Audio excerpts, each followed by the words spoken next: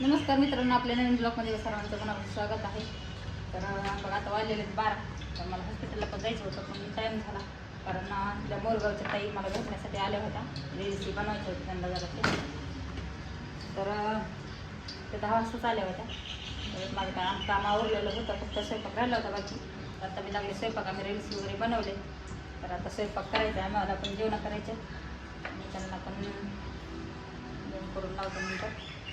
तर स्वयंपाक चालू आहे. तर भाजी केली मी, गवारीची शेंगाची भाजी केली, थोडं कोरवडे तळायला घातल्या, चपात्या करायचे. तर तिकडं ते बसलेले आहेत. तर साक्षी म्हणून दाखवते.